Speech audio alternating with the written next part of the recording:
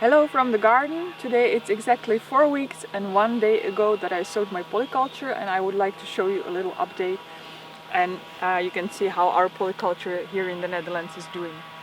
I've heard from several gardeners on Instagram or here on my YouTube channel who are trying the polyculture as well, from different countries like Sweden, France, England, Austria. And it's really interesting to me how your polycultures are doing and how you're adapting them to your climate. So please keep me posted. Thank you for sharing your updates.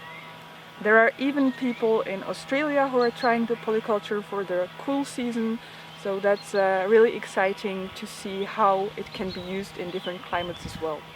The first seeds in the polyculture to germinate were the leaf mustards, and they start germinating in about 5 to 7 days. And these then form a sort of living mulch that protects the soil and protects the slower germinating plants.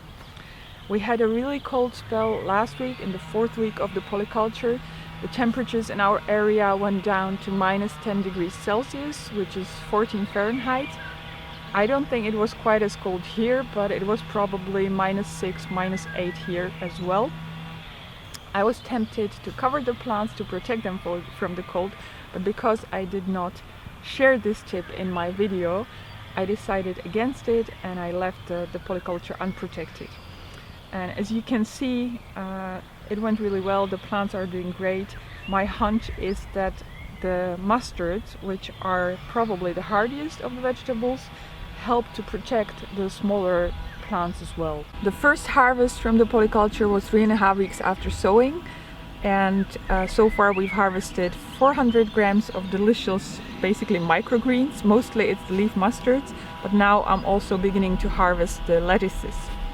And as you can see, what I mentioned in my video, it's very difficult to get an even distribution of the seeds, but that's something that I'm correcting by harvesting. From now on, harvesting is the most important job, because you need to start picking as soon as the plants are crowded, so that the slower growing, slower germinating the vegetables get enough space to develop. The first obviously are the mustards, because those are the fastest growing, and I'll show you how I pick them. I cut the plant just above the ground, and this way it will not regrow. And it's, as you can see, the harvesting from the polyculture is pretty time consuming, because you need to pick the plants individually. You can't just go there and if it were just leaf mustard, you could go there and cut a bunch with your scissors, but if you do it now, you will also cut the tiny carrots or the tiny parsnips, and you will not get more harvest later in the year.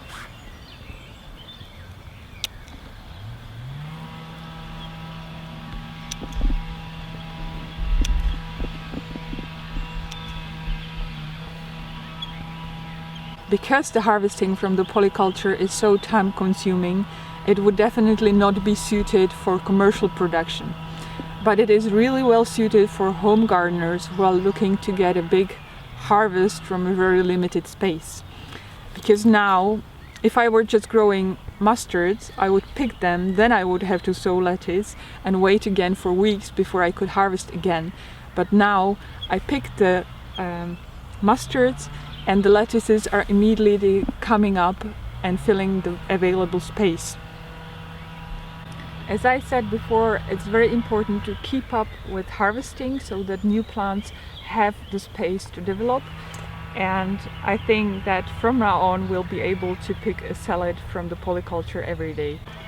Thanks for watching, and if you're trying the polyculture, please let me know how it's doing, either here on my YouTube channel or on Instagram.